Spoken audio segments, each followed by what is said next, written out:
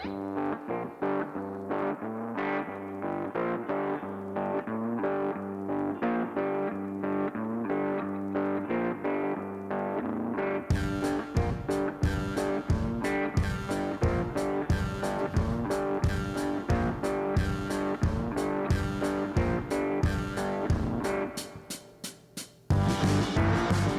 and welcome to the Race to Alaska podcast.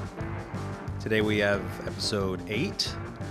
That means we've interviewed 20-something teams already, and I'll tell you, we are not even nearly to the end. We're not even close to halfway done yet. If you've been checking the website and looking at the team descriptions, they're not all there. We wait until they actually register as teams until they all go up on the website, and those teams have until April to complete their registration. So there's going to be new teams popping up on the website until then.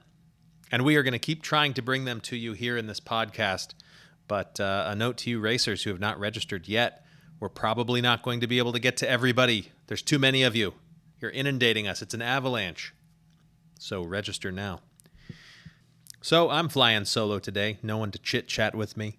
No one wanted to come play. So we'll head straight into the first interview. And that interview is with Lillian Keel. You may know her. You may love her. She has been around for quite some time, disturbing the peace here at Race to Alaska. Race boss emeritus Daniel Evans sat down with her, asked her the hard-hitting questions, and it seems like mostly they just made fun of me. So please enjoy this interview.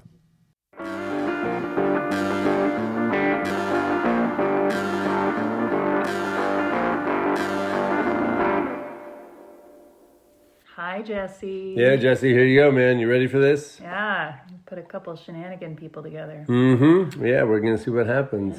Yeah. Lily's Marine LLC CO requires that I begin with a disclaimer to let them know that Lillian Keel, the individual, also founder and owner of Lily's Marine, is foul-mouthed and full of shit and does not represent the company.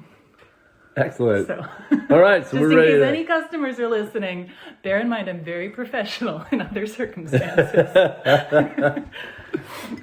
right, well, that was a fun kickoff. Mm-hmm. All right, Lillian, I think I noticed that you took some notes, which is really great. Yeah. I also took some notes. Great. And did you just memorize them? I did. I just memorized them, yeah. There's not too many of them. More globally thinking about this, yeah. Well, you know, one of the things I was trying to remember was your long history with the adventure races at the Maritime Center. Do you remember meeting me? Do I remember meeting you back in the first time you did Race to Alaska? Is that it? Yeah. When you were with Quill Billions, which was your dad and uncle. Dad and uncle. Yep, I was remembering uncle, dad, and was that it? Yeah. Okay. 3 of us. So I'm going to go with that was to buy myself some time. And I do not remember. Wait, I do remember. Yeah. In Victoria. Yeah. Yes. Yeah. Yes. That, oh, yeah. How did that go? Do you remember? I remember it didn't go well. I thought it went fine. You went fine? Let's see. That was the year that there was a lot of wind on the proving ground. Yeah. And there was not extra time allowed. What year was that? Was it 2019? Yeah. And the only human-powered boat that made it across was Backwards AF. Yeah. And Team Oracle in their double kayak had already done it successfully the prior year, as well as the year before that in their rowboat. And I told you that it was ridiculous that you didn't give them more time because they clearly could make it to Ketchikan. Yeah. And I told you it was ridiculous for there to be downtime in Victoria, which I was using on consumer spending. Like I got a shiwi, an inflatable butt pad. And what else did I say? I don't remember. I got a Brazilian wax. Oh, that's right. And therefore, Daniel, are you coming to Victoria this year? Not sure. I'm talking with Jesse about potentially being involved and coming to Victoria. Good. Why? Because we should go get Brazilians together. Can I get a Brazilian? Yeah. Really? Yeah. That's a thing? Yeah. A manzillion, I think is what they call it. A manzillion. Yeah. Okay, how about this? If I make it to Victoria, I'm in. Great. Yes. Katie Stewart said she'll do it too. So that's No way, really? Yeah, she's on record now. Okay, good. That's perfect. You know, it's funny because I was thinking about Katie as well, because I think you two have had such some of the largest stage presence in Race to Alaska, and I think 70-48 and Washington 360. How many times have you done 70-48?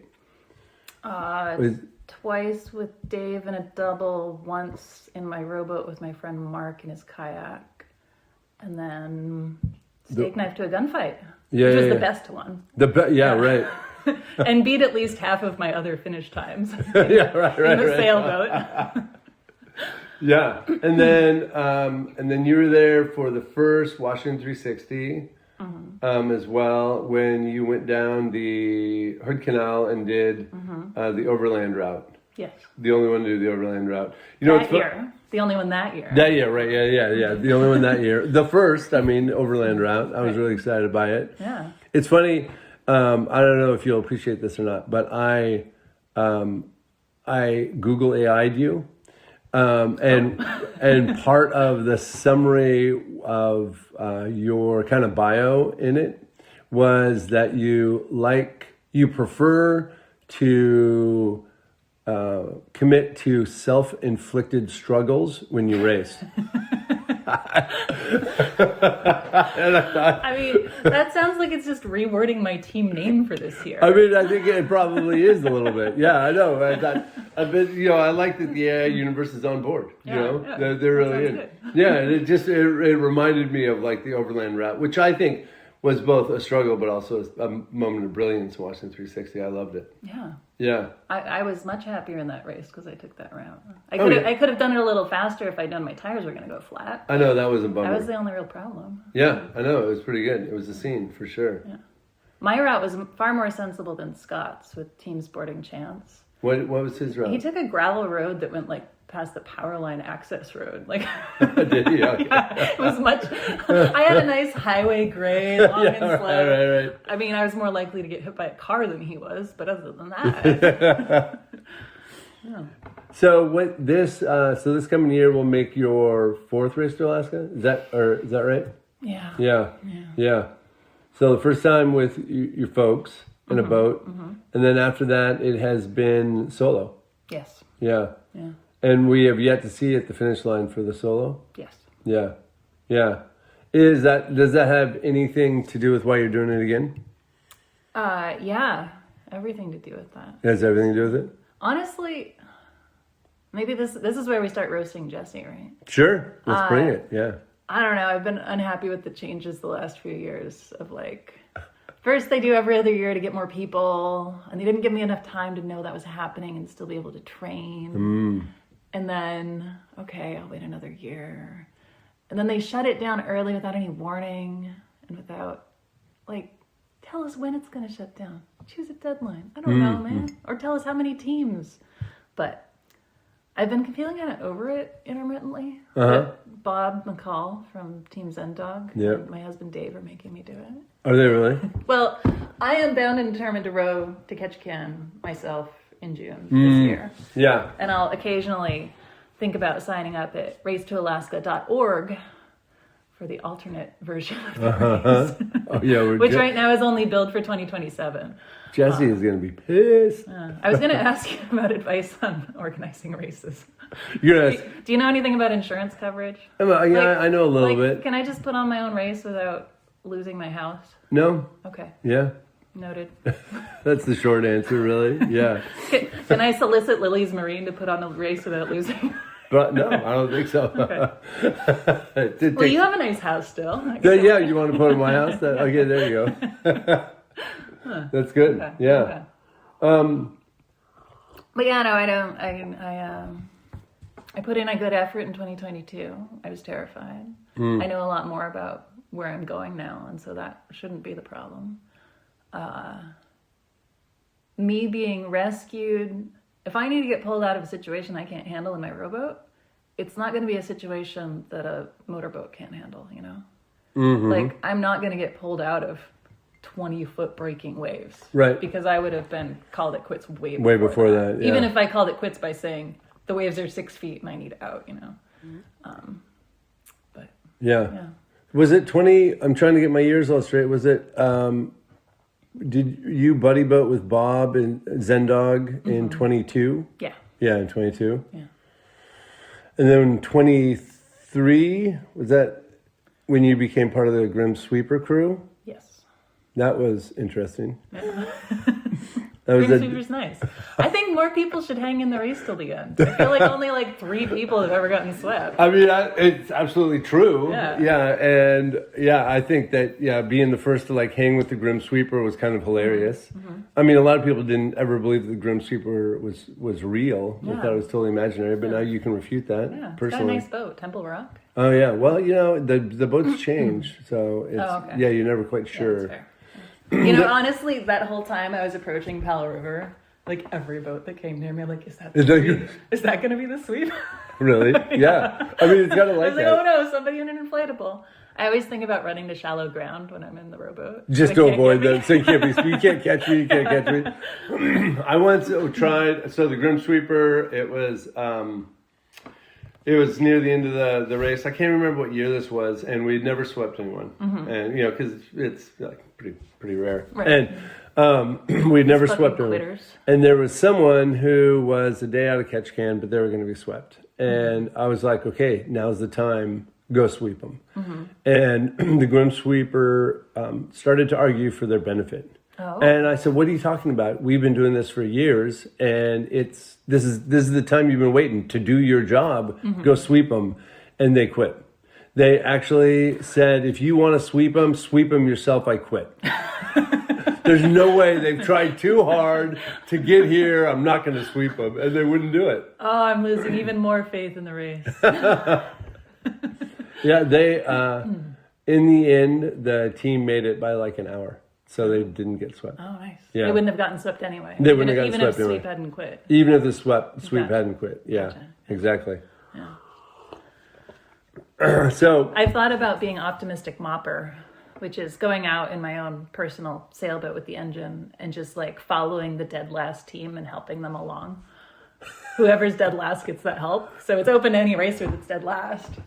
So it's open to everyone as long as you're dead last. Interesting way to work the rules. Yeah.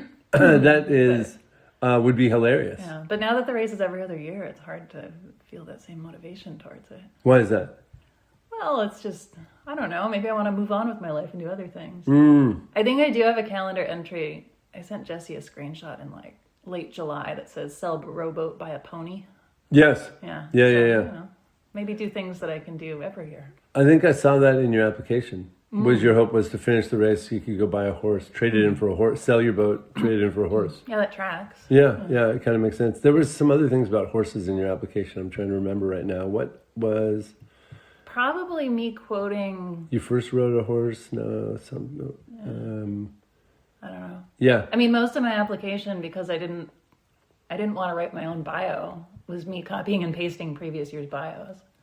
Yeah, I mean, you kind of screenshotted a couple things. I mean, I think everyone knew you in the betting team. I was kind of being a dick, yeah. I mean, you're pretty well known in the betting team, so I think everyone had a pretty good idea of your experiences. Right. And it's, honestly... And they probably like that bio better than when I wrote the one foul-mouthed and cursing you out. Fuck you, Daniel Evans. Yeah, I do remember that one. That was beautiful. Yeah. Glad you liked it. Thanks. I made it for you.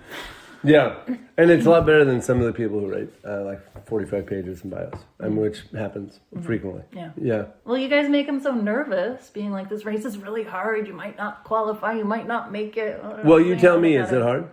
Yeah. Yeah. But it's not as scary as you make it out to be. I mean, it's easy to say that after you've done it 3 times. Yeah. Fair. Yeah. I think it's different. Imagine encountering the Inside Passage for the first time in your life, coming from anywhere but the Inside Passage area, the tides, the weather. Yeah. I mean, but there's other boats out. I think that's the big one. Is you're like, you're alone in the wilderness. I'm like, and then you go to Bella Bella and there's a guy that lives there. Yeah, it's true. Yeah. And they're friendly. Yeah, they're totally helpful. I had a great ride. I went to Clemtu this fall. I took the ferry and then I needed to get from the dock to the ferry, and I was running a little late, and this guy is like, "Oh, I'll give you a ride," and I sit in the back of his hatchback holding onto my rowboat on the wheels, pulling it like a trailer. Really? And all his relatives are like passing him and laughing at him. That's perfect though. That was great. So shout out to Carrie and Clem too. He's a good guy. Oh, nice. I told him he should start up a kayaking campsite kind of thing, because there wasn't anywhere to stay there besides the lodge, and the lodge only books for like if you're doing their excursions in the high season. So oh really, that's changed. Yeah. Interesting. Yeah. Do you have like, now that you've done it a few times and you're definitely connected to this whole community between here and Alaska, do you have people you're looking forward to running into, seeing, visiting? I mean, I'm not allowed to get help from special people. Doesn't mean you can't visit. I think omelets don't count. Leaf and Jody Sutherland, who run Dual Fuel Services. Leaf put me up on his fuel polishing boat when he was at a fish farm south of Cape Caution, and like talked me through all of the. He's like, I was like freaked out and thinking about going home. Yeah. And the headwinds, the afternoon winds had come up, and just like I couldn't make any headway against them. So Yeah. I turned back like looking for where I could camp, and then climbed onto his boat like a rat fleeing a sinking ship. I'm like, oh, thank God, it's a real boat. And raided his kitchen, and he talked to me about like, okay, when the fog burns off, that's when the wind's going to come up, but everything looks really good. We'll get you up at 4 a.m. And I went around it. Yeah. Wow, that's amazing. It was great. Yeah, that's really good. So yeah, I still go and visit those too. Yeah, really? Once in a while, yeah. What's like going back this year with your dedication? You want to make Ketchikan. I mean, what's different from the other years besides having done the other years? You want my race strategy?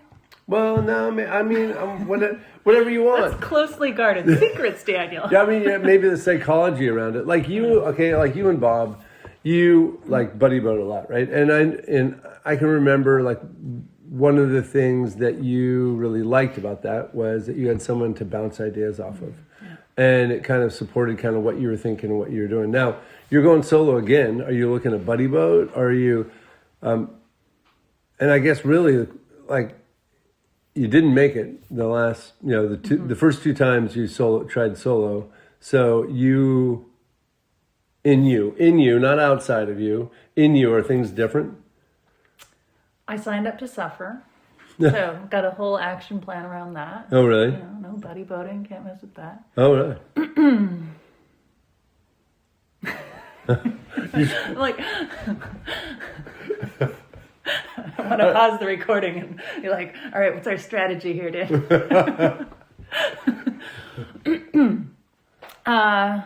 Race strategy. Let's see, things I learned from previous years.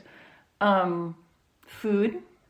Is that I brought dehydrated meals, which everybody complains about. My problem isn't the meals themselves. It's that I got out the stove, and that takes a little time, and then you boil the water and you pour it in the bag and you set up your tent. And by the time you're done setting up your tent, the food is still too hot and you can't go to bed, and you just want to go to bed, and you're choking down this overly hot food you can't taste anymore.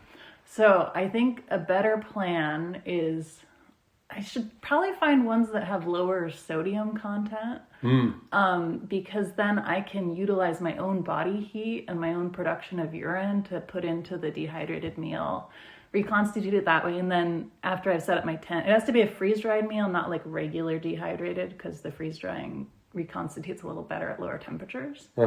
And then, I'll have a nice hot meal, holistic symbolism of recycling my own waste products. I need to back up to the production of your own urine. How does that play into it?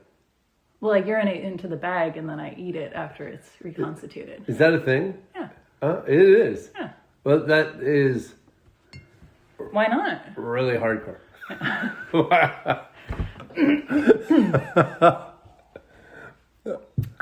Let's see, other things. So in 22 at Lagoon Cove, I had to bum some underwear off of a woman because I was having chafing problems. And this year, having signed up to suffer, I think it makes more sense to go ahead and get all the underwear in advance and test for the most chafing. I think having my mind on that pain in my crotch is really going to help me focus and like not worry about whether the sea state is okay or how far till my next campground. What are my other strategies? Well, you don't have to, you don't have to. No, I feel like you asked my race strategy and now I want to share it. Okay, all right. Paper maps are awesome. Having it on of course, this is a podcast, you can't see my hands gesticulating. Right, yeah. But before there were touchscreens in museums, I guess they were like scrolls, and you would turn a little wheel, and the paper would slide sideways. Right. Yeah, like have a whole museum quality. So I need to take some time on my boat, like really taking time to. Are you going to dial in a it. Scroll chart? Oh yeah. For the course. Oh yeah. Why not? Oh my God, that would be amazing. Yeah. Wow. It'd be good. Yeah, it would be. Just a lot of work on my boat, refinements. I think it's important to spend a lot of time working on the boat, tinkering on the boat, making everything completely perfect. For like people listening, why don't you name your boat and talk about why you love it? Oh, my boat is named Patty B. She's named after Patty Baker of Quilcene, who passed away a few years ago, but was a pillar of the school and an awesome lady. I was going to just name it Patty, but it turns out that's my husband's ex-wife's name. So we had to add the last initial.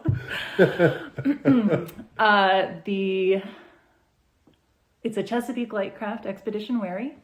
I have modified it this year so that I can sleep in it. It had a monorail style rowing rig in it before, and so now I have rails on either side.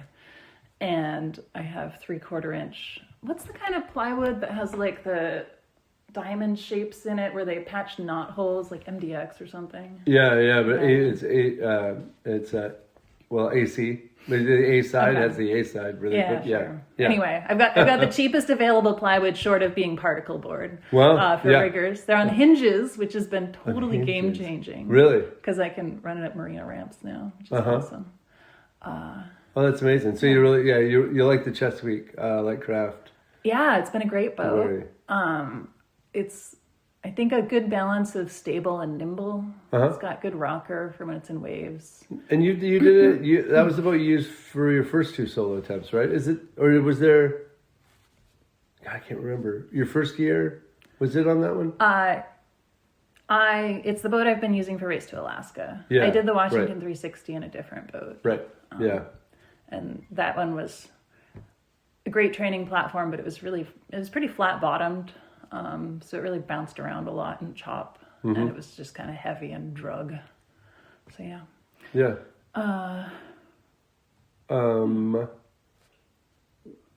So you're training. You said you felt like you didn't get as much time to plan your training because of Jesse. Damn that Jesse. Jeez. No, I was saying when 2024 race, I had decided not to race in 24 because I figured I'd do 25. Oh, and then... my husband had just finished sailing around the world. That had been a big effort on both of our parts, and I didn't put effort into my rowboat. And so when they announced in 24 in like March that they weren't doing the race in 25, I didn't want to fail again by not training enough, because I'd already done that the prior year. I started my business, and then I worked like 250 hours in a month leading up to that, so I had no time for training. Yeah, right. Yeah. What was your question? How's training going? It's going great. I'm really working on fixing the boat. Oh, yeah? I think it's more important to make a boat perfect than to train, right? You recently did a passage. Was it from PA to Victoria a couple of days ago?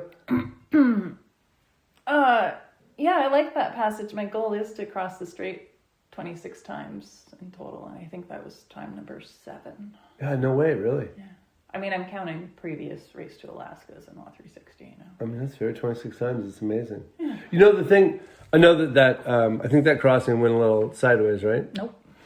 No, it went great. It was all as planned? Yeah. Well, even the rescue? What rescue? Interesting. Okay, great. Moving on then. You know, the thing that I find really interesting is that, you know, you sailed up there with your family, right, as part of the race, but like it clearly, and I'm going to create some narrative around this too, because this is the way I see it, I guess. Since like you and I have been kind of circling around these races, nearly since the beginning, but that it felt like that really, that was something you did with your family, but what you are is something totally different. And then you ended up going into this kind of human powered, even though you like clearly got a ton of sailing skill, you know how to do it, you've done it a lot. Mm-hmm. And what I like is, even today, coming to do this interview, you took a bus all the way from, the Squim area and Port Angeles. Come on, shout out to my town. Oh, yeah.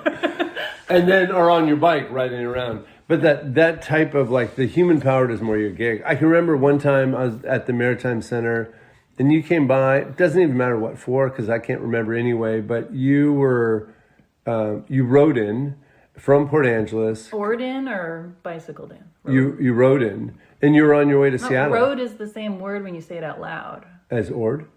Well, road. R-O-W. Oh, road. Oh, yeah. Can't you see the spelling you came in coming your out of here, right out of my ear? Yeah, you rode in on your boat. Okay. Yeah, not pedal drive. No. And you were on your way to Seattle. And that happens a lot. What I love and what I'm curious about, right, is that you have a happy place around getting around on your own 2 feet, so to speak. Mm-hmm. And you can go extremely long distances and endure what would, I think, be like pinnacle hardships for a lot of Americans, almost on like a weekly or daily basis. Weren't there were times, maybe I'm making this up, but that you were going by boat, human powered, from PA to Seattle, like, at least once a week, if not, or once a month. You were going to and fro as if you were commuting on the regs. Yeah. And have you thought about it? Do you know what it is about, like, just relying on your body, testing your body, going there rather than pushing on the gas pedal, rather than hoping for wind when you're racing in these races? What's that do for you? Why that choice? I think I just have internalized a whole lot of environmental guilt about not using vehicles as much as possible. And then because of avoiding that, have grown to love the action of bicycling or rowing. I do like sailing. My problem is I have very little to no experience in capsizable sailing boats. And so I just kind of ruled that out as an option. Like, I don't want to go out and put a sail up and then be in the water and not be safe. And then my keel boat is kind of like, well, you have to get wherever you're going, and so you end up turning the engine on. Yeah. Yeah, I don't know. I like the meditative aspects of the rowing part. And even, people think it's hardcore that I'm choosing to cross the strait as my training rather than like rowing along the shoreline to other places. And I like just being out in the open water and you don't worry as much about how fast you're going or where you are. And I'm just rowing for 6 to 9 hours, and that's just what I'm doing. And then eventually I'll bump into land, and hurrah, there we are. Are you in your head during that time? Are you listening to music? Are you singing to yourself, or what's it like for you? It's variable. I usually start my rows silently without headset and stuff. And then as the discomfort increases, I might turn on music or a podcast to kind of distract myself from whatever discomforts I'm feeling. I am trying to sing more. Remember, like, I was a teenager and riding horses, and I used to like sing a lot on the trail rides and stuff, and I had all these songs memorized because it was before iPods and all that good stuff. So yeah, I need to memorize more song lyrics. Yeah. And talk to myself more. That'd be good. I don't need Bob. I can just talk to myself about the plan. Yeah, that's right. Screw you, Bob. It's easier to get agreement that way, I find, for sure. Yeah. I remember you and David were talking about, your husband David, were talking about, like, if you wanted to do a long trip together, could even maybe be a race, I think, but that you would just have like clear shifts of who was the boss. Yeah. That was like the way to go, because there was like too much haggling otherwise. Yeah. I mean, the great thing about going solo is you're only person you're dealing with is your own demons, right? Right. Yeah. Yell with your demons. Oh, yeah. Okay. All right. Fine. Fuck you. Let's go. Yeah, that makes sense. Nobody's coming up on board messing with my sail trim when I had it set how I wanted it. Exactly. Like, what are you doing? I did it for a reason. Yeah, exactly. That's it. So if you make it to Catch Can, do you think it would be your last race to Alaska, or would you find other ways to, by your own words, to suffer? I did promise Bob that I would do it with him in 28. You did? Yeah. Like in a tandem, or both in your own boats? No, probably in my sailboat. Oh, really? Yeah. Like maybe tandem kayaking, but I have not yet liked kayaking very much. I think my strength is in pulling, not pushing, is kind of the short answer. Let's get a bunch of kayakers outraged telling me, you do use your whole body, you do pull and push. And I'm just kind of like, yeah, whatever. I'm comfortable going through the world backwards. But no, I love my sailboat, and it weighs 18,000 pounds and has a wood stove. So I feel like a strong contender against Ziska's performance. Oh, yeah, true that. And yeah. Not really relying on human propulsion in that, but at least I could point a little higher into the wind than Ziska did. It's not hard. No. Not hard. Yeah. Anyway, we don't want Bob to fail again, and I don't really want to kayak, so that was kind of yeah. And Bob's eager to come back, try it again? Yeah. I know he was. He was kind of thinking about it this year, but with the applications closing so soon, it might have... I don't know if he was ever going to find a sailboat team to hop onto or not. Yeah. I tried to get him and Scott from Sporting Chance and maybe some other people to do Team Not Alone Again and have just like a bunch of kayakers in a sailboat. And hopefully none of the kayakers know how to sail, but they know they don't want to kayak again. That would be brilliant. Yeah. I would just love to see a bunch of past solo racers come together and not be solo. That would be hilarious. Yeah. Yeah. I'm only solo because Katie was. Oh, yeah. I don't believe that, but okay, we can go with that. No, yeah. I found out she was the first woman to even sign up solo, and I'm like, what is this shit? Women should be out there solo. And I'm like, fuck, I guess I should be out there solo. There you go, nice. Be the change you want to see in the world. Yeah, nice. But That's very true. I don't know if honestly, I like being alone, and then I like to hang out with somebody at the end of the day. Yeah. That's kind of hence sending Dave below, and we can be separate and then get together and be like, how was your day sailing? Yeah, exactly. Yeah, that makes sense. Yeah, and I don't know. Do you have any thoughts on why more women aren't solo? The hypothesis I came up with was one is that we are less likely to say, this is all about me and you guys need to support me in my solo thing. Mine is maybe equally cynical and also unfounded. But it's that culturally women are trained not to believe in themselves as much and are taught that they can't succeed in big challenges as much as doofus dudes. Yeah, myself included, honestly. Yeah, that's why. I think, but that's, like I said, pretty cynical and unfounded. It feels true. Feels true. That's all I got, really. On a related note, I lost a friend that way. I was having a phone call with him, and I was talking about starting my business or else starting my work as a marine technician, and saying sometimes I just have to project confidence of a mediocre white guy. And then I'm okay. And then I think about you selling those solar panels. You don't really know everything about them, but you can do it anyway. And he thought I was calling him a mediocre white guy, which kind of I didn't. I didn't mean to be. I'm I think he's a fantastic guy. You can be fantastic and be a mediocre white guy. Honestly, there's a lot of white guys out there, and they come in all shapes. Yeah. Lost them, huh? Yeah, that was sad. I feel bad about it, but. It's. I think that there's. I don't know why, but I started thinking about when we started the race, way back, Jake's I have this idea, and he started putting it together, and we got together, and then I finished putting it together. But there was, my background is, maritime background forever, and a lot of people came out of the woodwork to tell me what kind of an asshole I was, and people that had been mentors to me that had been, captains and other titans of the maritime industry for decades, telling me that I was doing a disservice to our culture, and that I was going to get people killed. Yeah, and they were like pissed. I had one person like literally spitting in my face, angry.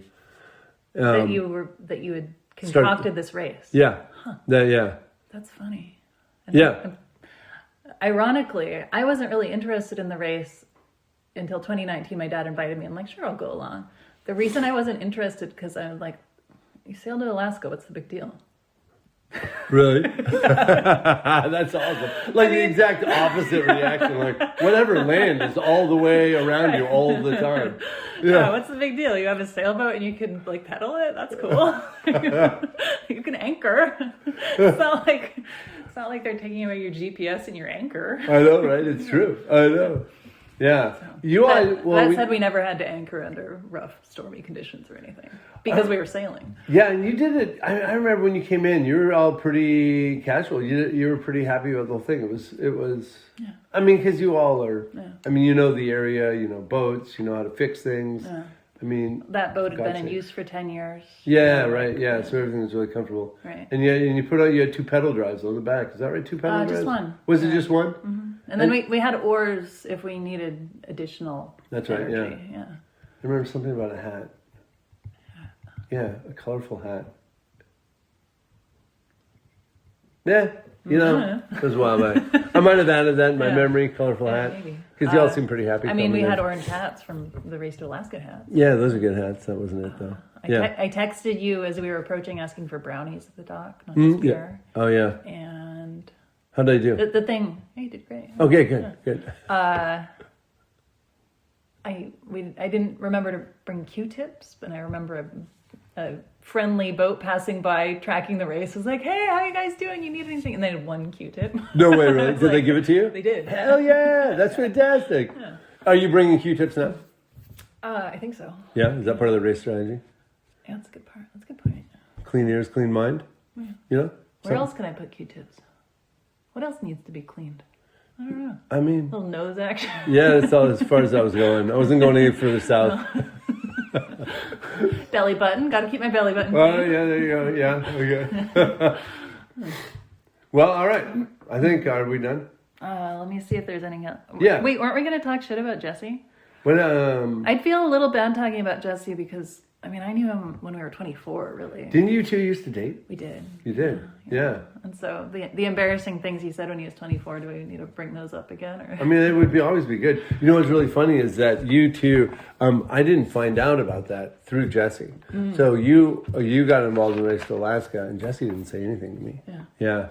I was like, well, deep closet secrets. Yeah. I mean, I'm not... He's ashamed of me? I think he was letting it drip out the other. I don't remember now. Yeah. I mean, you did some good shit talking earlier about Jesse. It was pretty good. Yeah. Jesse, this is where we're pausing. You could clip this out. I'm looking if I have. I assume you can just clip things out when there's dead space. I mean, it depends how much time we want to spend doing it. How long have we been recording?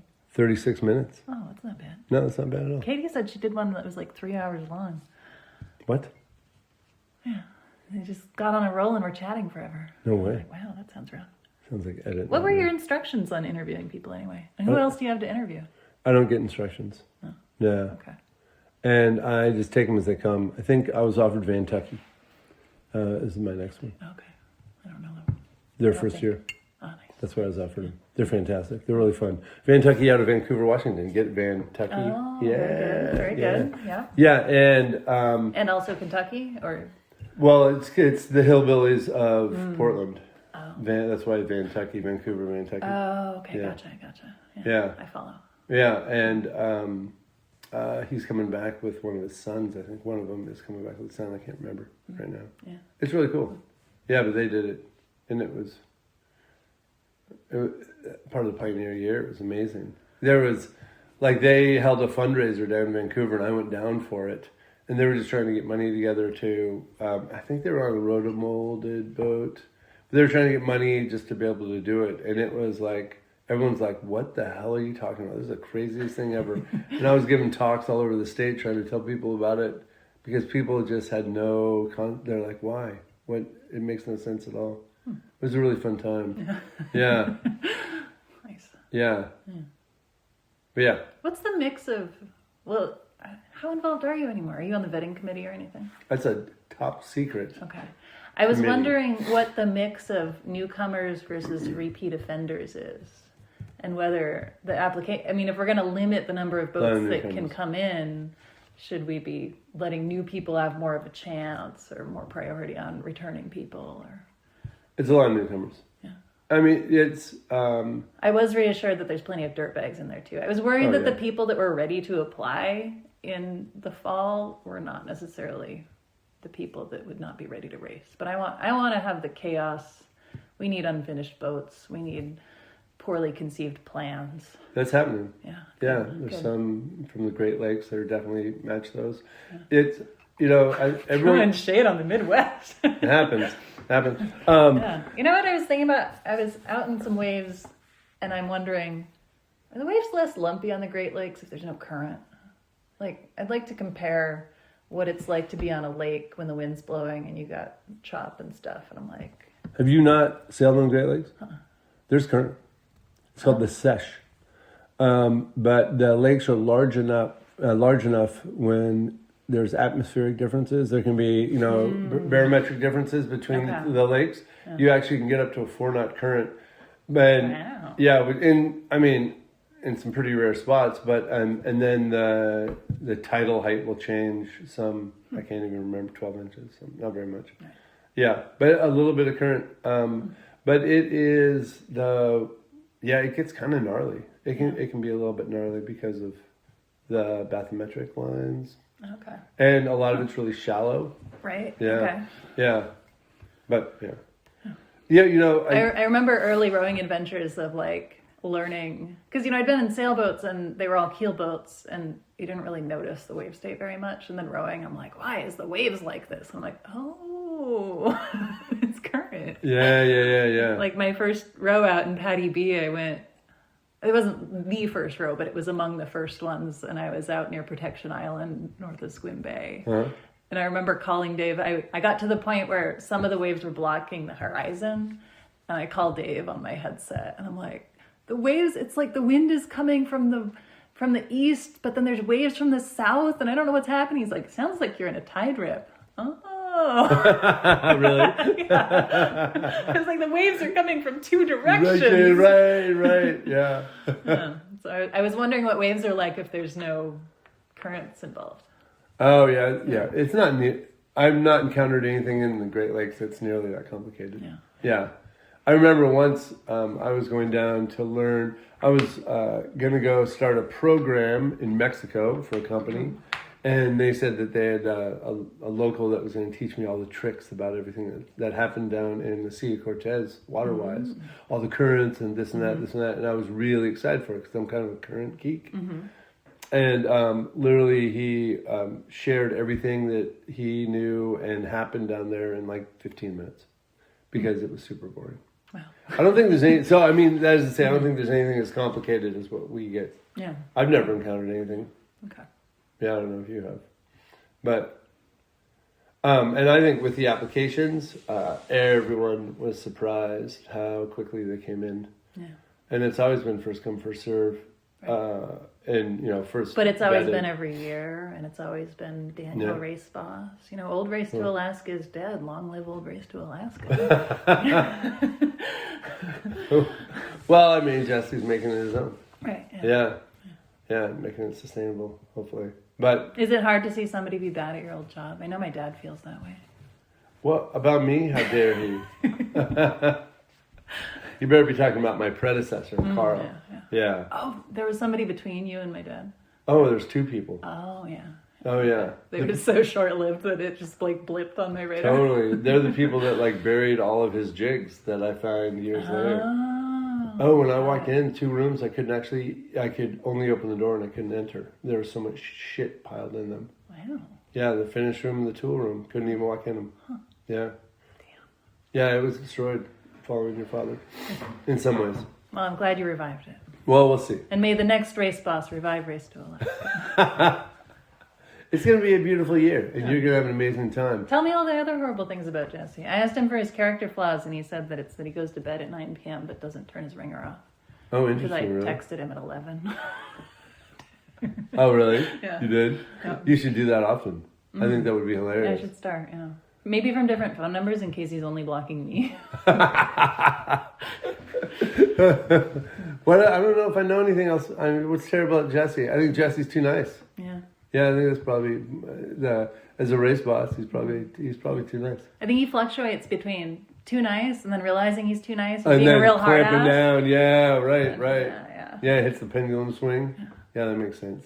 But I mean, what else? Nothing else. I think, yeah. I mean, I think the race is doing fine. He's nice to Verity, right? He better be.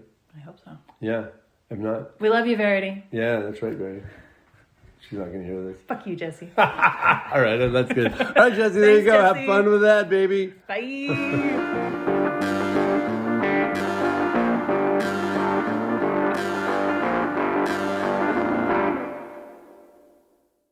What a nice sentiment to end that interview on. Thanks to you both.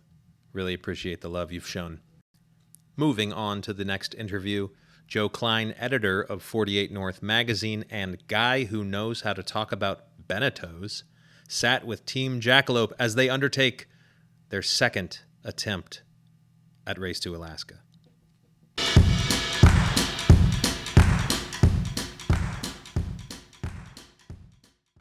Joe, have you ever raced? Have I ever raced? Yeah. No. Well, I take it back. I did Proving Ground the first year of Race to Alaska.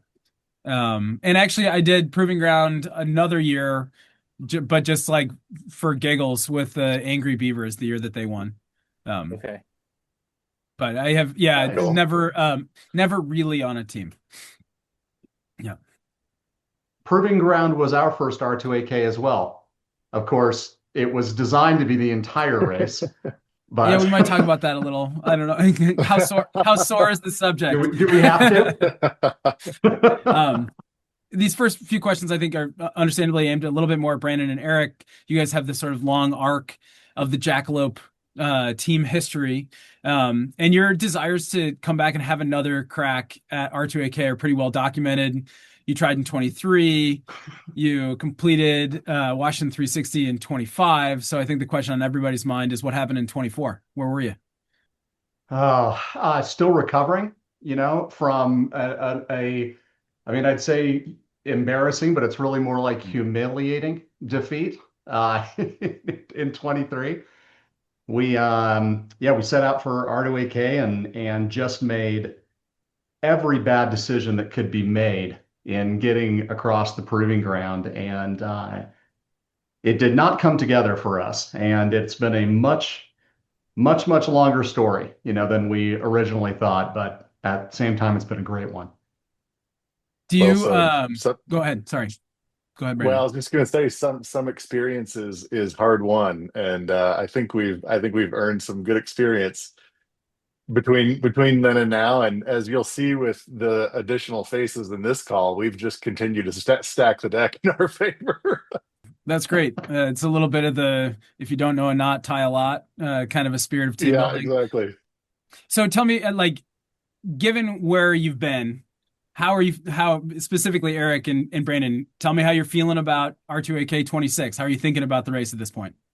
I'm feeling great about it. I think Eric and I talked and Joey as well after Washington 360, and I think the way I would sum it up is both of these things are true at once. I both kind of fear R2AK more than I did, and I feel more ready for it at the same time than I did before. And so I think I just sort of hold both of those things at the same time. But man, got a really good taste of kind of what we're in for by completing Washington 360, even though that's really kind of the light version.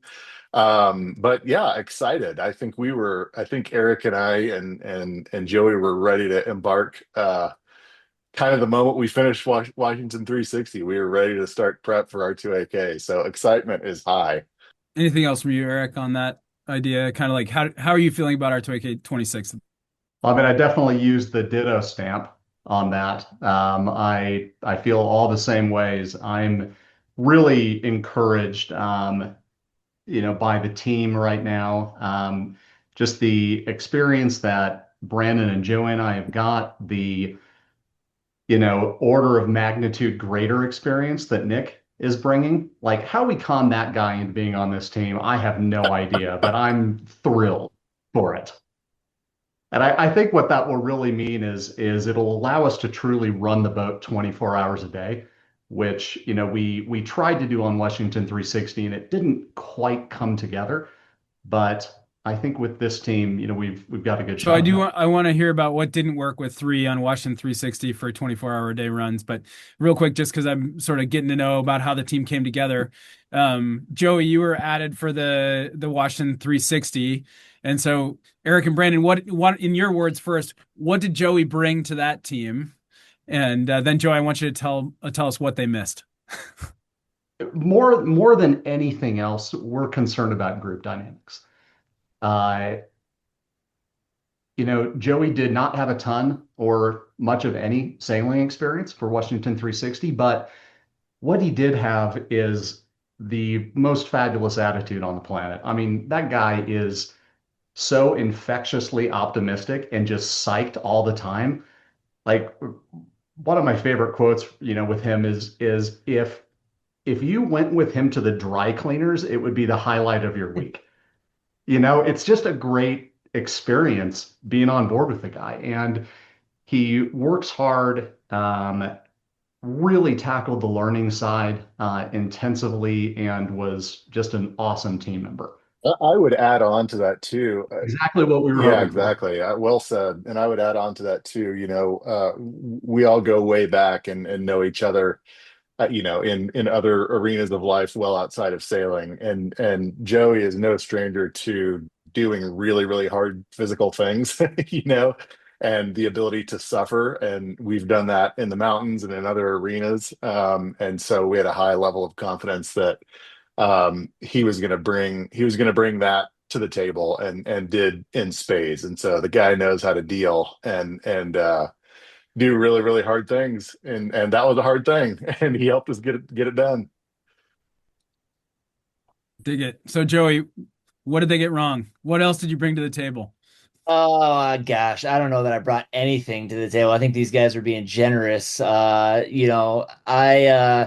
I jumped on the opportunity when they called me. They kind of set me up. It was like it was mysterious what they were calling about, and then they brought up Washington 360 with the kicker of, oh, and by the way, this includes R2AK. You want to join us? And I was ready instantly to say yes, and then I paused. Was like, I think I got to talk to my wife real quick. And so, talking with my wife, and she was emphatically like, yeah, go for it. And it took a day just to make sure I, still felt that way in the morning, and 1,000% yes. And it's for a variety of reasons, but at the top of the list is getting to do something really hard and adventurous with Brandon and Eric, at the time. Like I've done a lot of fun, adventurous activities with both of these guys in different ways, like Brandon mentioned.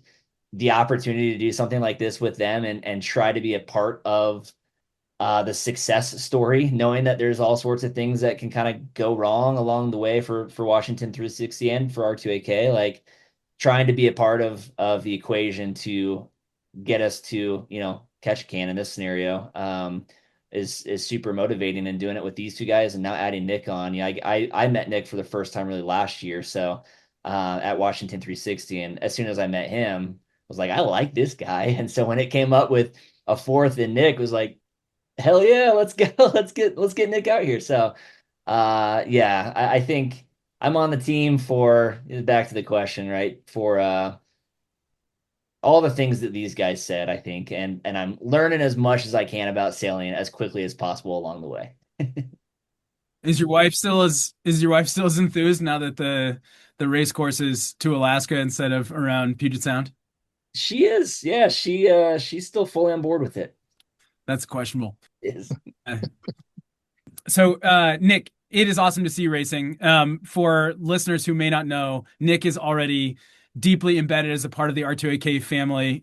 He has been a friend and a partner with me and the R2AK media team, incredibly generous, hosting them and putting them up and driving them around on the Argonaut. And Nick is the steward of this amazing 100-year-old boat called the Argonaut, which it just became a nonprofit. Is that right, Nick?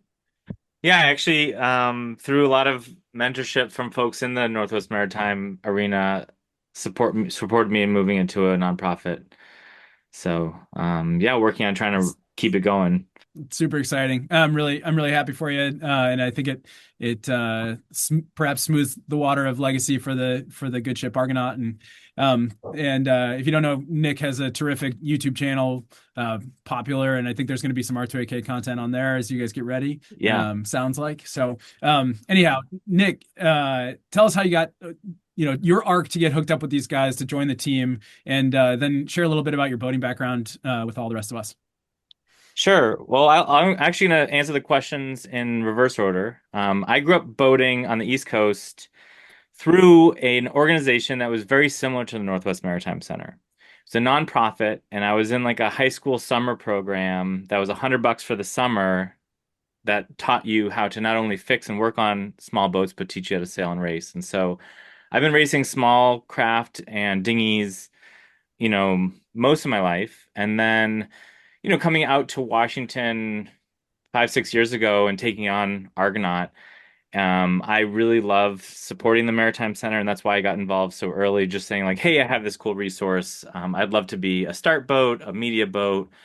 And actually, in talks before I committed to racing this year, I was talking to Jesse of going up to Alaska with Argonaut and hosting the media team in Ketchikan. And so when Jesse found out that I was now participating, he kind of dangled I have the ability to reject this application just to keep me on board. Not cool.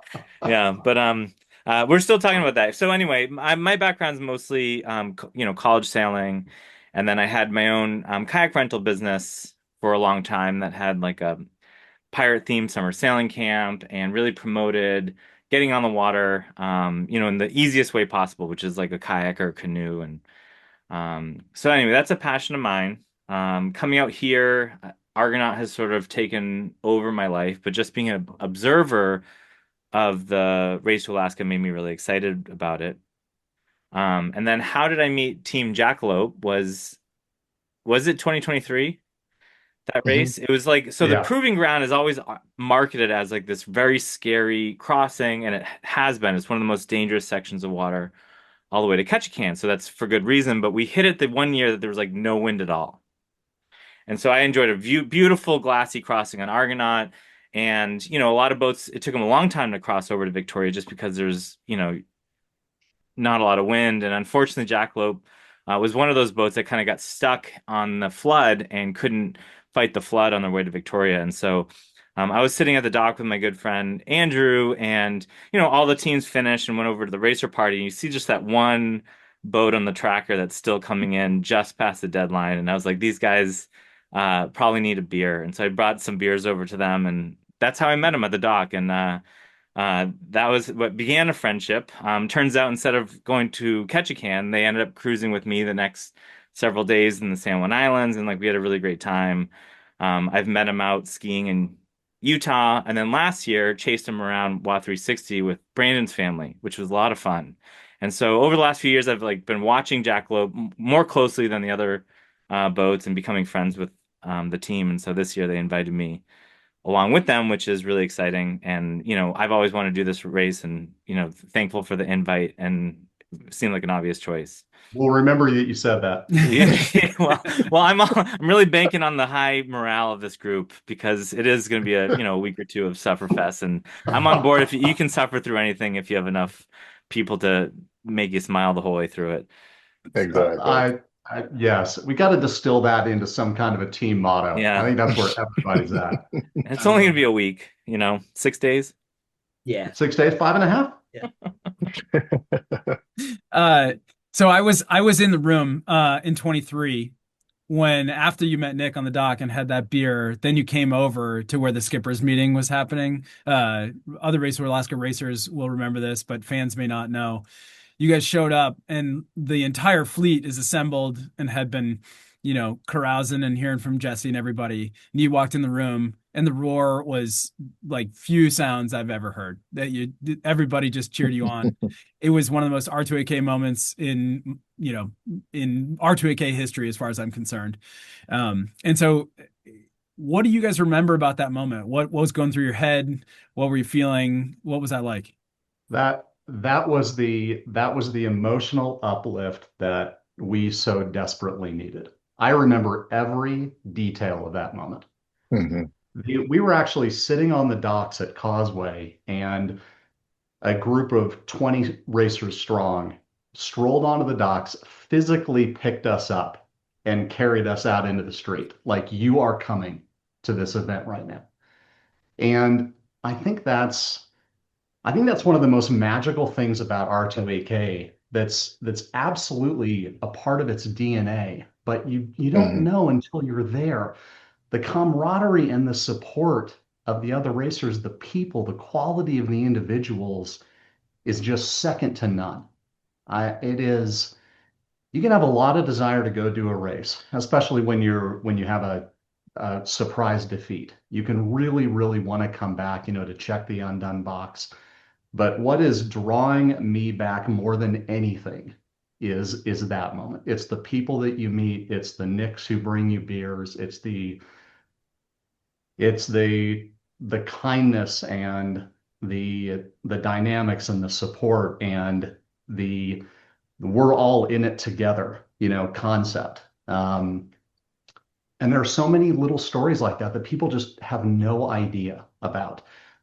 Bigger versions of that, smaller versions of that, exchange like and yeah, it's awesome. But I love that you brought it up because that is, of all the races that we've done, all the times we've been out for one of these things, that's the moment that I remember the most. Mhm. I think you said it really well. I think, it's just simply put, I mean, I agree with Eric that that moment, showing up in utter dejection and meeting Nick, and a friendly face and a cold beer, and followed by that journey to, to the bar. It just solidified what the community and the race is all about, and it's just will forever be burned into my brain. And like Eric said, every detail of that moment, and um, it was really, really cool. It was cool to be a part of. We were there for the next several days as everyone got ready to leave, for their race, and obviously that was complex and full of emotion for Eric and I, but it was cool to just be there and to go like, you know what, we're not racing. Like, our race is done, and that's not how we scripted this. But now we get to just see if there's ways we can be supportive. Everyone was just so supportive of us. How can we do that? And so, yeah, it's just that moment just defines the character of the community and the race, and you're just eager to get back to that. There's so few things like that in our lives where, yeah, you're racing each other and it's competitive, but everyone's also doing their own race, and the second somebody's able to support and help somebody else, they jump on it, and just ultra special. Yeah, it's super special. It's aligns very much with the things that have always drawn me to the race. And having done the proving ground a couple of times, but never left Victoria on anything other than a media boat, it is very bittersweet to see the people go. So there's a lot of love and mushiness in the R2AK community sometimes, and sometimes there's roasting. So here's a little bit of that. You averaged 1.1 miles per hour during the proving ground in 2023. Can I get an average speed prediction for R2AK 26? Higher. What's the current looking like? What Higher. was it? 1.3? I'd say at least 1.4. Yeah. Please, God, let it be higher. Please let it be higher. The pedal drive has dramatically improved. We're not gonna pedal the whole way to catch a can. Try. No, there's going to be wind this time. It's going to be great. Yeah. There's got to be. Yeah. What's the actual prediction? I don't know. 2.4. I think for R2AK, I think we're really hoping, for, kind of that 7 to 10 day, total period. I think, like I said earlier, running the boat 24/7 is going to be a big step in that direction. You asked earlier, kind of why didn't we do that in Washington 360? And we definitely set out to do it that way. But we had some unexpected breakage the very first night and ended up having to stop just below the Narrows Bridge for about 8 hours to make a bunch of repairs.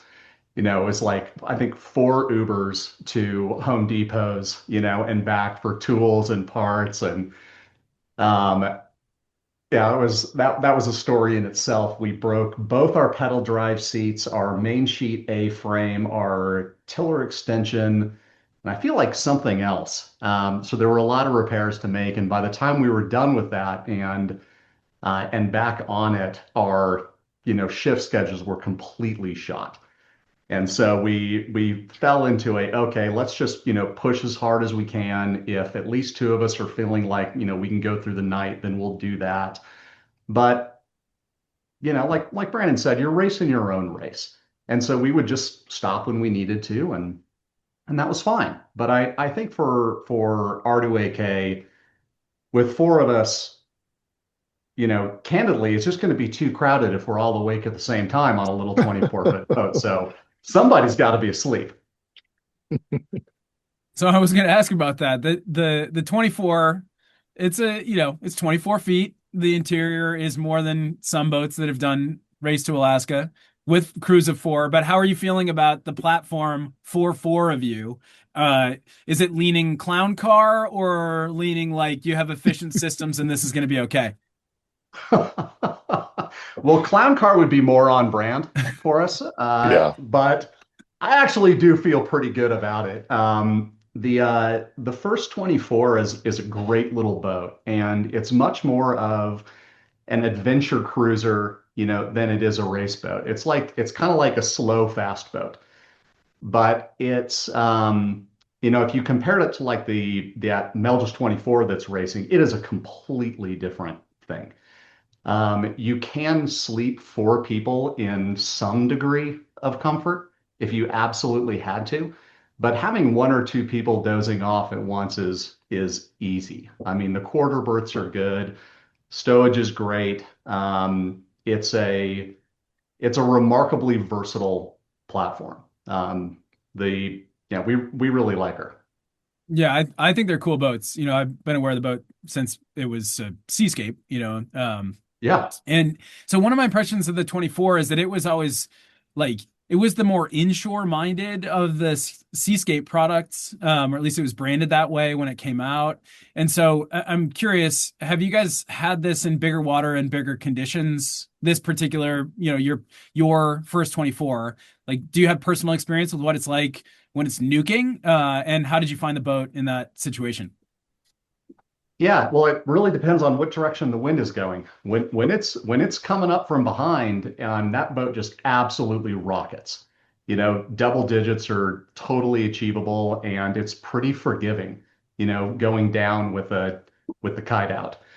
Um, Going upwind in a blow, it's a little different. We had some pretty exciting moments sailing up Swinomish in pretty like high gust diff conditions when it was blowing 15 and it would gust to 28, um, and with no room to maneuver. That was exciting. I think the punchline is she doesn't love going upwind in a ton. So really definitely thinking about Johnston Strait. That's probably got my attention right now, but we're doing what we can to make her perform a little bit better. We've been working with North Sails, the loft down in Seattle, to refit her head soles. We've got a smaller, heavier air jib. We've got a storm jib now, converting all of our sails to Hank-on with horizontal roller battens for easier changeouts that'll still, on sails, it will still quickly stow below. So really trying to work that high wind, upwind performance a little bit better. We'd all be pretty psyched, candidly, if it just rained the entire time and we had low pressure just pushing us all the way to Alaska. That I'm up for cold and wet the whole time if it means I'm going downwind. So I mean, I think the question about big water though, like have you given thought to like routes you might take once you're past Cape Caution? Given the sort of like, do you feel like, yeah, we can be on the ocean in this boat, or we're definitely taking the more inside routes, or like where are you leaning on that stuff? It's going to be conditions dependent. I mean, really, if it's looking like, I mean, if there's a gale warning out on the big water, no, we'll go inside. But I think it's been said a few times, we're going to race our own race. We're not in it to win it. We're in it to finish. And if we can finish respectably, that's all I'm looking for. And I'm probably speaking for most of you, but feel free to kick me long distance here. I think if it's if it's really punchy out there, I think we'll go for shelter. Have the four of you had a chance to sail the boat together yet?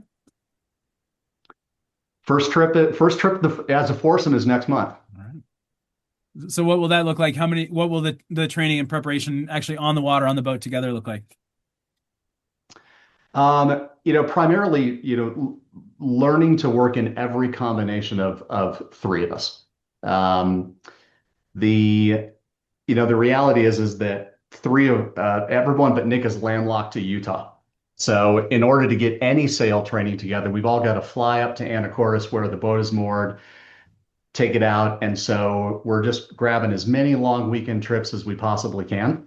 But it's a lot to coordinate with four very busy people. The good news is that there's very little actual boat work to do this time. The boat performed fabulously, for Washington 360. And there's a few things like the pencils that we want to change, but otherwise, like it's good to go. And so I think we're going to be able to focus on the time together and our own group dynamics. Nick has not spent any time on the boat yet, so he's got to learn its quirks and features. But good news for us is he's a pretty okay sailor. I think he's going to be just fine. Will that include multiple days of sailing and or like a 24-hour stretch to see what that's like? Absolutely. Mm-hmm. Cool. Hey, just because you mentioned it a couple times, how many head sails are you bringing? As many as we can fit. The boat's got an arsenal. I mean, I think it's a J1, J2, and a storm jib. We've got in the quiver A1, A2, A4, and A5. So we'll carry some of those. Those will double as sleeping bags, I guess. Something like that, yeah. So I feel like that does beg the question, like, how much consideration are you guys giving weight on the boat? The boat takes weight pretty well. I think we definitely know we're running heavy with four, and water weighs a lot. So, that plan, how much we're going to carry, where we're going to resupply, those are real considerations. Cool. Well, I'll be here to hear how that 24-hour sail out of Anacortes goes. That'll be fun to hear. Take some pictures, take some video. Maybe it'll be up on Nick's YouTube channel. In your application, in your R2AK application this year, you said a theme of Jackalope is misinterpreted advice. So let's do a little round the horn here. Tell us about the best advice that you've received and misinterpreted. Eric, did you write that part? Did you have one in particular? No, man, I was just trying to be funny. Like, I don't actually have anything for this. I'm having to come up with something now on the fly. Like, the great thing about those applications is I can spend 3 days coming up with, a witty answer. And, now I've got to sit here and actually do it. Back it up. Now you're on the spot. That's all right. We can have Jesse edit this part out. which reportedly has been a part of every R2AK podcast. Every podcast is like, we'll just edit this part out, and then it's always in. Oh yeah, Awesome. no. All right. So this is actually, this is a little bit more of a real question. So I feel like gear failure or breakage has been a part of each of your adventure race experiences. Tell us about specific steps that you are taking with the boat or the team to either mitigate gear failure or come prepared to address it on the fly and keep going.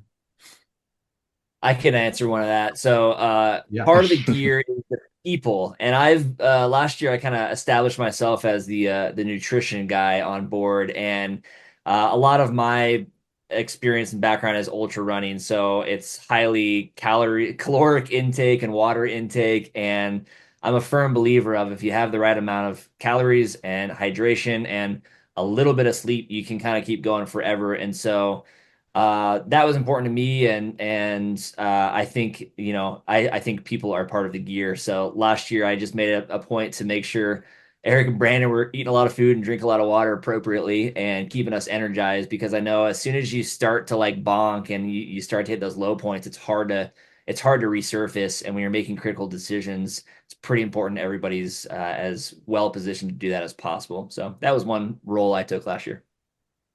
I would Yeah, just that like is to say I fantastic. took that advice from Joey to heart, and I was crushing gummies and drinking water, and then Joey told me I was drinking too much water. So, I still call BS on the fact that somebody can drink too much water. That's what they were telling me. I don't know that I buy that, but I was Nice. easily the most hydrated person on the team. I was peeing a lot. Nick, you've been quiet through a lot of this interview, this podcast. What would you like to share about your involvement and plans, on these topics or any other? What are you thinking? What are you feeling about the plans and the race ahead? I have a lot of friends here in Port Townsend that are actually racing, and we've been starting to get together and talking about the race.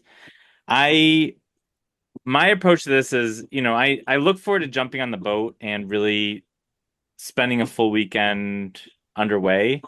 Um, and here we are already, it's February, but we're going to be getting together in a few weeks for our inaugural trip, the four of us.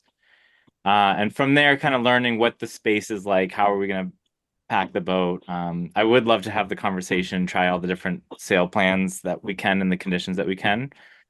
I kind of expect to go inside as far as the planning goes. I don't, I also have my hesitations of taking a smaller boat on open water. But am very familiar with the inside the whole way up. I've been up there several times, not all the way to Ketchikan, but most of the way, at least twice. And so feel pretty confident in knowing, where there are opportunities for us to reprovision, grab different supplies. I personally have hit every chandlery between here and like Bella Bella for Argonaut, so I kind of, think we can get there. Um, but yeah, I'm unfamiliar with the boat, and am eager to start sailing, to try and get comfortable, fast. The race is coming up quick. Yeah, dig it. Well, I mean, Nick's a good sailor, and also that local knowledge is clutch. That's Oh really. yeah, that was a big one on our list when we were sitting down and talking about who a fourth crew member might be. All right. We're sort of getting close to a wrap up here. I have a question for everybody who has presently been a part or like previously been a part of the Jackalope team. For a team like you and Eric and Brandon in particular, you've tried, you've come back, you continue building toward it. Like I'm curious what place in your life does R2AK hold anymore? Like, do you think that you're going to get it done and then put it on the shelf, or is it on the way to yet something else? Like, where is R2AK in your world view? That's a really interesting question. It is. Well, for me, I have been a follower of the race, a supporter of the race, and this is my jump into participating, and I can't wait to do it on Jackalope. What I think is the coolest way to do the race is to do it solo sailing. I think that adds a lot of complexity and additional requirements. I'm not in a place to do it right now, and so I think this is a really fun opportunity for me to get much more familiar with the race, actually participate in it. And then, yeah, I love this race. Will always try to be a part of it. And am interested in finding a way to do it solo, sailing sometime down the road. I think for me, I would say I don't know that I really look past R2AK this time. Like I think odds are really good that it's a stepping stone to something else. I just don't know what yet. And I would certainly never say like, yeah, if I can get it done once, I'm never going to do it again. I don't feel that way at all, And so I could very easily see a scenario where it leads to something else, whether it's doing it again in a different way, like Nick said, or other races that it might, open my mind up to. But I would say I'm pretty singularly focused on what's in front of us right now, at this stage. I'd say for me, similar to Brandon, focused on this stage, but it's since I'm newer to kind of this sailing world within these last couple years, I love it. I'm just hungry for more of it, whether it's in a race like R2AK or it's just cruising around the San Juans or elsewhere. I think for me, it's just it's a building block for a continuation of sailing and seeking out opportunities to sail with these guys here and hopefully have a path down the road where I've got my own boat and I'm cruising around on that thing with these guys too. So I see this as just another step towards an increased life surrounded by sailing. That's a good answer. I think for me, going back to, starting a year before our 2023 race, I don't think there is a single event, thing, concept in my life that I have thought about more than finishing R2AK for 4 years. To say that I'm focused on getting it done is putting it mildly. But at the same time, it has become so much more than, just ringing a bell and catch a can. When you're talking about the people, the community, the involvement, the folks I've met at Northwest Maritime, the projects I've been able to begin to work on with that group, relationships that I've built. It's been an amazing 4 years just orbiting around everything that is R2AK. And at least for me, when we do finally ring that bell, that'll be the end of one journey, but there are so many that have already begun as a result of the race. I don't know where those will go, but I'm excited for them. Maybe there's another R2AK or Washington 360 in the future. I don't know, but there will be more to do with Northwest Maritime. There will be more to do in Port Townsend. There'll be more to do with my three friends, on this call. And I'm excited for that. Can't wait. Love it. I want to go. Well, thanks. Thanks for hopping on here. Thanks for your time and your insightful answers and your good-natured response to a little poking here and there. So it's warranted, okay? Like we deserve it. It's okay. All right. So tell the people how they can find you, follow you, connect with you. Do you have social media or anything else you'd like to point people towards? Yeah, they can definitely find us on Instagram. Is it Race Team Jackalope or Jackalope Race Team? Jackalope Race Team. What's our handle? Yeah, Jackalope Race Team. Jackalope Race Team. Jackalope Race Team on Instagram. Come check out our current, series of glamour shots introducing the team. I'm having a lot of fun with AI doing that. And then obviously, Nick, do your YouTube pitch. Yeah, I'll be trying my best to continue to support the media team, but also we're going to be trying to document and make a video of the experience, similar to what I did it for the 7048 race last year, and then we'll do it again for the race to Alaska this coming spring. So, and if you're not currently following Argonaut 2 on YouTube, you need to, because that your project is unbelievable. Mm-hmm. You're here. Yeah. I feel uncomfortable doing a plug. They did it for you. Check them out on YouTube. All right, guys. Well, thank you all. Good luck this summer. See you in Port Townsend. Yeah, glad you're back. Thanks, Joe. Appreciate the time. Thanks, Joe. Sure, Joe. everybody. See you guys. Bye.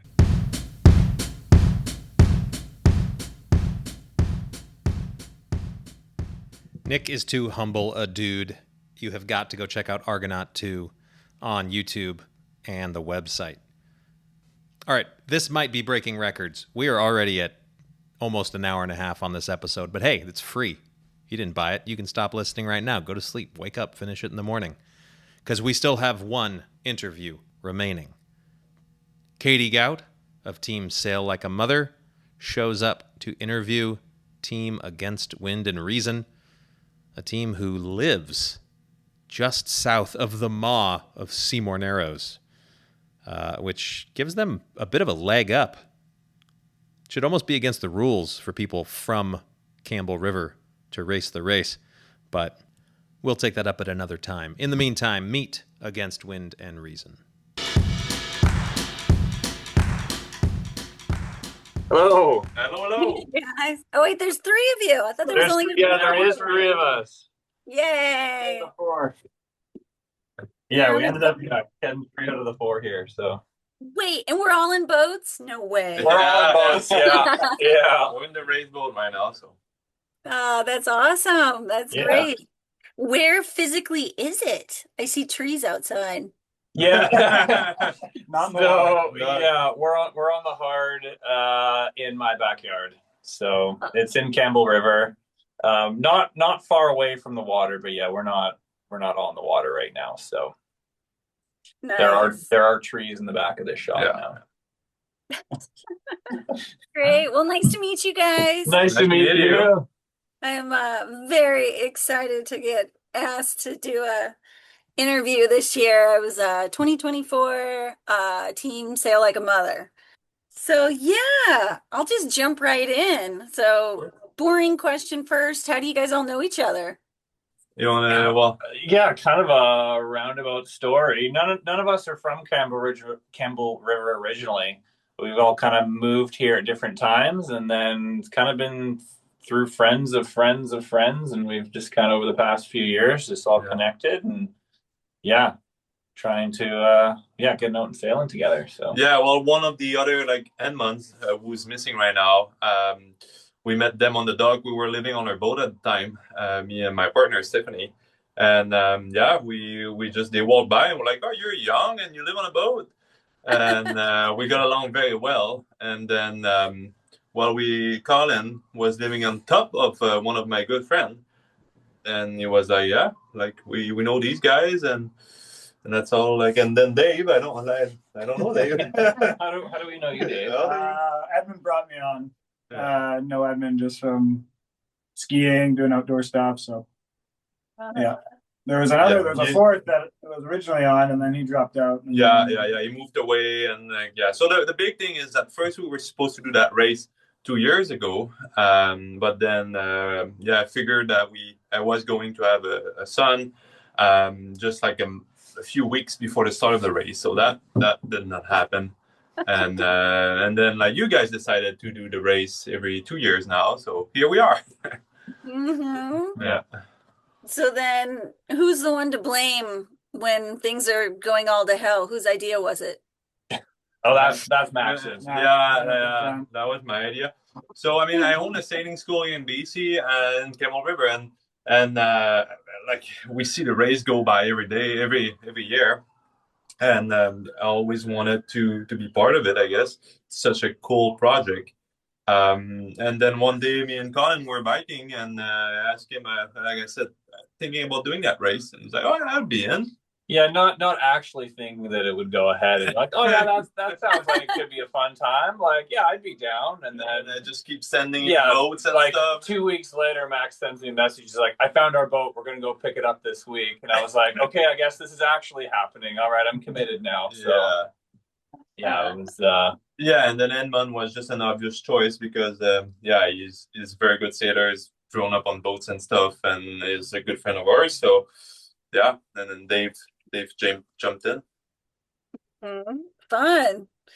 So speaking of the boat, I see that there's been only one Thunderbird to have completed Race to Alaska Super Friends. Have you guys chatted No, with not actually, not really. Yeah. them?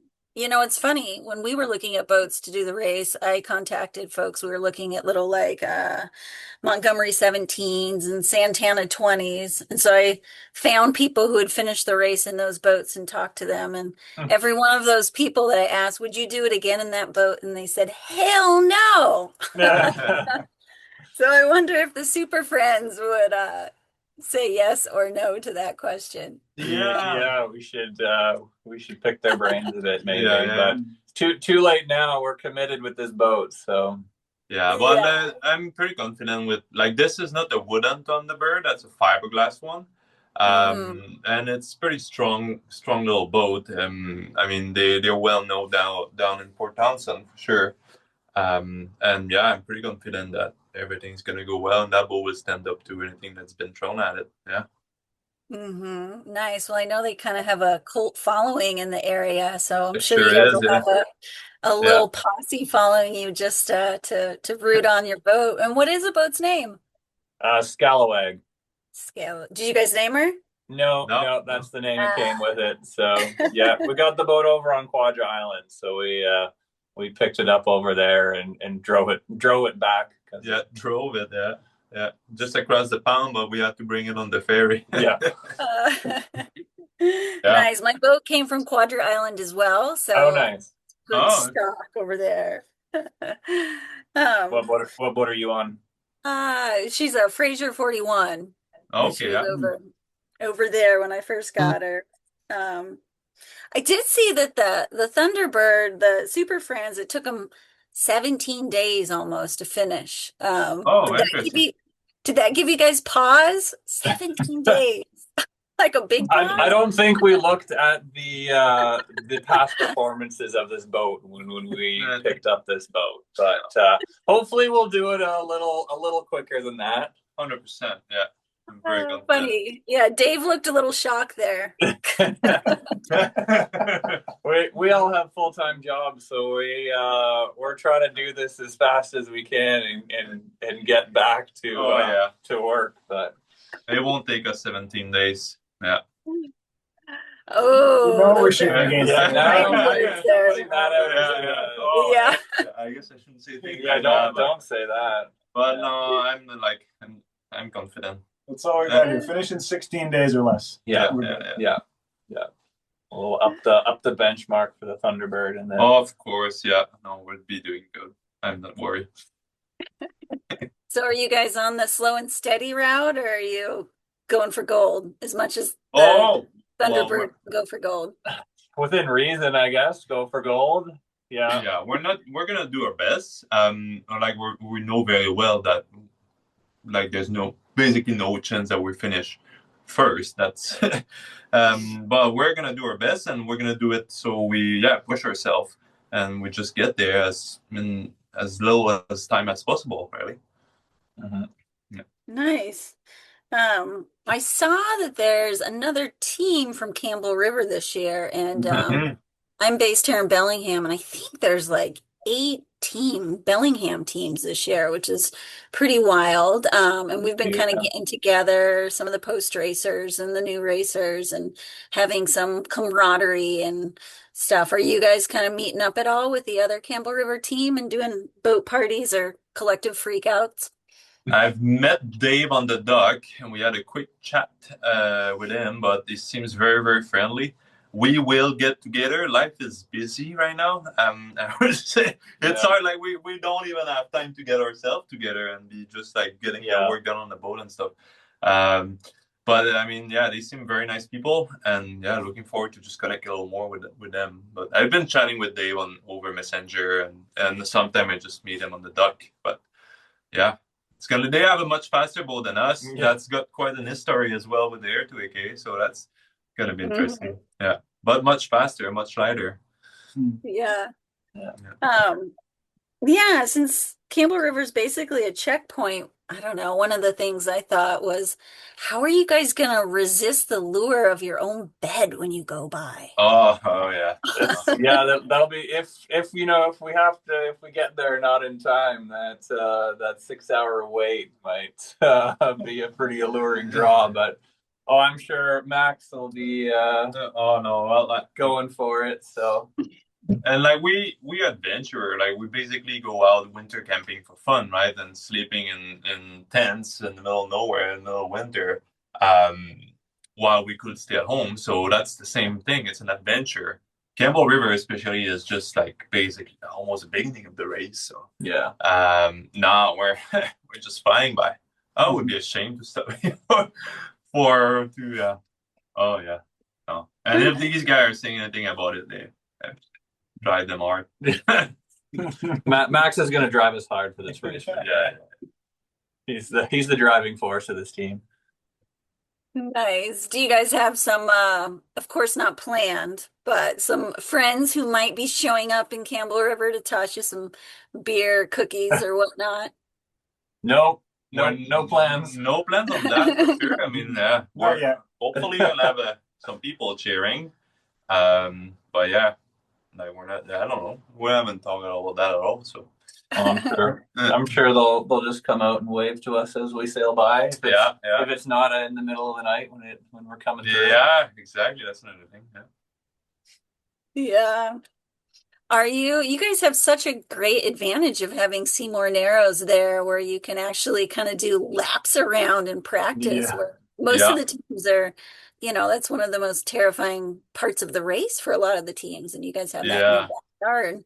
And Edmund and I mean, we both sailed through Seymour Narrows with our cruising boat many times, and it's right there next door. Like I go through Seymour like all the time, basically. So, not worried at all for us, but we never know with weather and timing and all that. So that's definitely a challenging part. Yeah, we got a good hand on the currents and weather navigation around here. I'm not too stressed about that. That's great. What are the things that you're stressed about?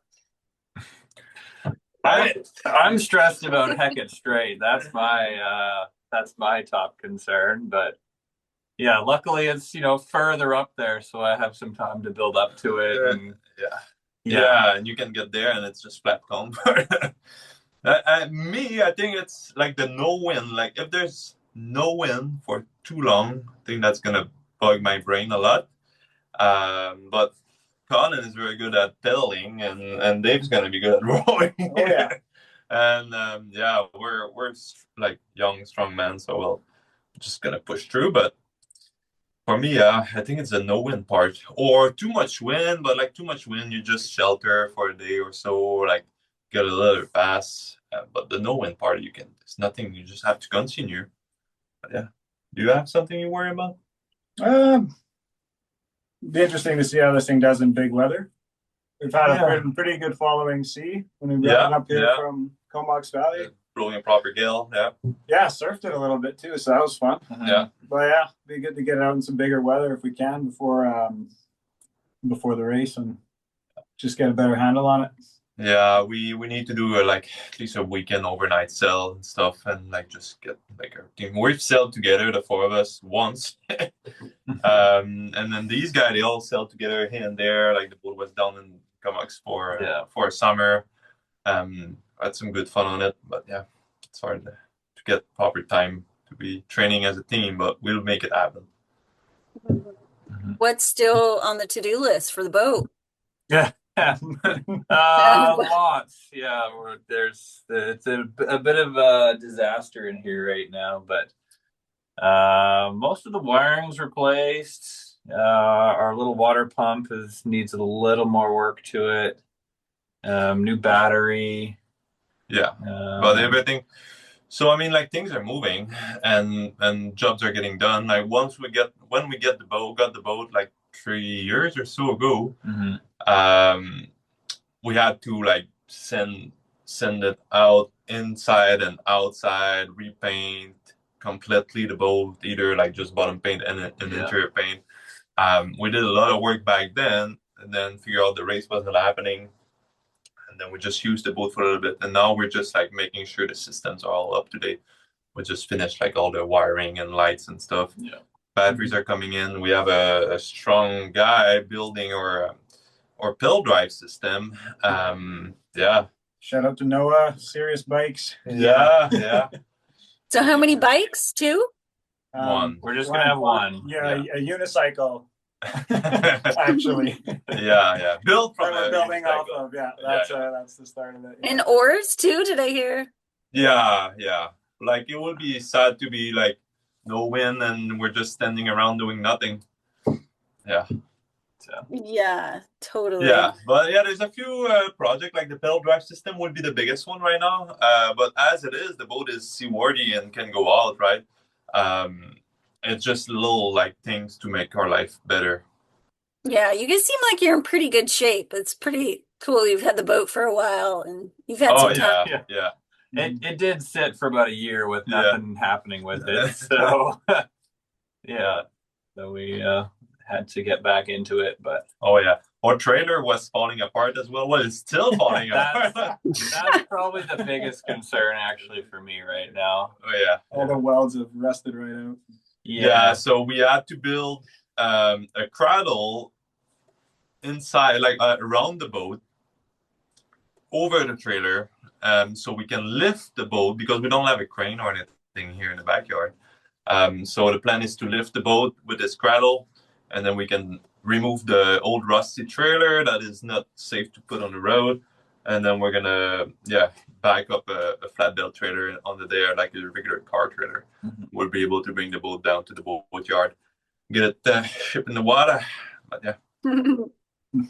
Now, when was the last time she's been in the water? Is it 2024? October, November? Yeah, probably November 2024. Yeah, I think it was November. Yeah. So we're surfing it. It. Yeah, I think 10 knots? I think we hit like 11 and a half 11? knots Yeah. or something while surfing it. So yeah. She performed pretty well in that weather. Like I was surprised. So yeah, she was doing good.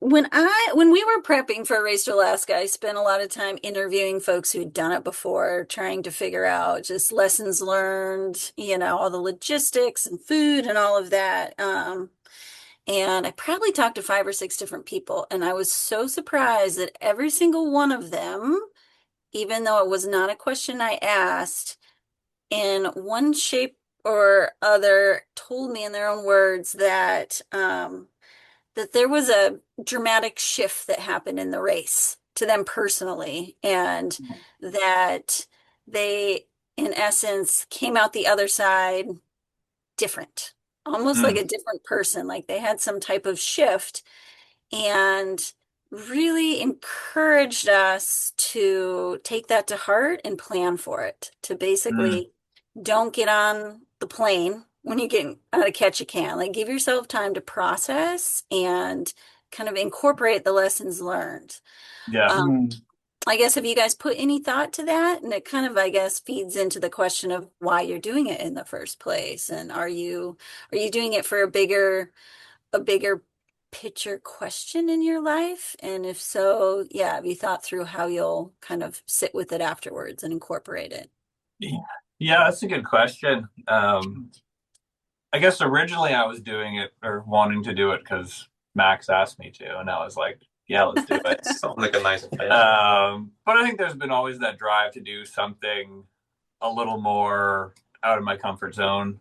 We go backpacking and hiking and backcountry skiing and stuff, but they're, in the grand scheme of things, shorter, like maybe only like 5 days that you're out there for. And this is like a lot more out of my wheelhouse. Like I have a little bit of sailing experience, but not a lot of sailing experience. And it's just something that will push my boundaries a lot more and push where I'm comfortable, which I think sometimes I don't always get. So that's kind of what I'm looking forward to, Yeah, get a little comfort zone. Yeah. Why is it that you're there? Good question. To learn to sail? Yeah. Yeah. Well. Yeah. No, it'll be a great way to see the coast. And I think the whole ethos of doing it without an engine really gets me excited. And spent a lot of time on power boats, not as much time sailing. So yeah, this is still a newer world for me, but I'm excited to see the coast in a different way, and also, yeah, give myself a good challenge. I think it'll be a challenge for all of us individually and as a team. And, you know, I'm sure we'll have to pull through some interesting times. But that's a good point of taking some time to let it sink in at the end, because, we were already talking a bit about how we're getting back, what we got to do after the fact. But, taking a day or two just to chill sounds like a really good plan. Yeah, that's a very good advice. Yeah, for me, it's like pushing myself a little bit and adventure, really.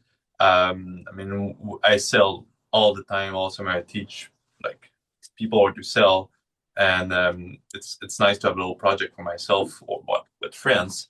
But yeah, like just not to push my limits necessarily, but just an adventure, something that you're excited about and you plan for. And I mean, like every year, it's either we all, I think, in our own way, try to have a little bit of a like big experience or a big project, just to push ourselves, get out of our comfort zone, and that's it. That's just it. And the whole thing about the race is so cool as well. Like it's very out of the regular concept of a sailing race. So yeah, that's because I mean I've sailed for a long time now, and I sail a lot. I never really raced, and I mean I would love to be on teams and stuff, but it's never like appealed to me as much than something like the Air 2AK, when any wannabe can basically sign up and make it happen. You don't need the big money, you don't need the big So it's very nice. It's a cool thing. Yeah. And so 2 of you guys have kids? Right? Me and Edmund, Yeah, Max does, and then our 4th teammate Edmund just had a kid in end of November. December, Okay, so they're littles. They're not like worried about dad. No. My son is 23 months, so yeah. And full support from the partner side. Yeah, they actually push us quite a bit into doing that. I mean, I don't think they're scared because they're confident on our seamanship skill and the good decision that we're able to take. But it's more like time management and being alone at home with the little ones. It's more, and like for me, summer is the busy season, and like it's not ideal timing right now, but it will never be an ideal timing. So it's just gonna make it happen. And so this year is the year. Definitely. Yeah, it's always good to give a shout out to those who have to take care of the kids. We left our kiddos with the dad. My God, like, total props to them. And then next thing you know, I'm coming back home and I'm living on the water for weeks at a time again. So it just I'm a lucky man. Yeah. So I saw you guys, I think we're looking for a Genoa. Is that still the case? Any free advertisement? Come on, anything else you guys need? If anyone has a Genoa that we can borrow, please reach out to us. Or boy, or rent. Buy, rent, borrow. There's a few leads, but they're expensive, and it's not like we're not necessarily planning on keeping the boat after.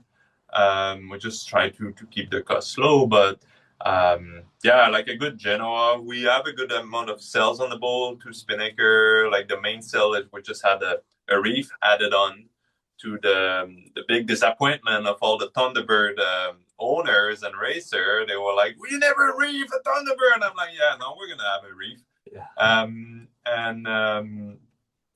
So and then like we have a proper working jib and stuff, but we have storm sails, but we need a big Genoa, like 135% Genoa. We will have to have one for sure. We'll make that happen. Hopefully you get a bunch of calls after this podcast airs. That would be lovely. Yeah. Thunderbird enthusiasts. Or anything out there. Anything close by will work. All the measurement out there on the internet fairly easily, the rate measurement. So Very cool. Well, I think I learned in doing the race one of the most amazing things is the community. You Yeah. immediately have access to this phenomenal group of crazy ass adventurers who like to sail and like everybody's so amazing at helping each other. So if you need anything, reach out and ask, because I think you'd be blown away with how many people who will come out of the woodwork to help you, and not even just racers, just other Yeah, nut we jobs will. who like to follow the race. Yeah. Yeah, we will for sure. Mhm. Yeah. Well, any other questions you guys have or things you want to say? Well, like advice, I guess. Like, what advice do you have for us other than like taking times for yourself after to reflect?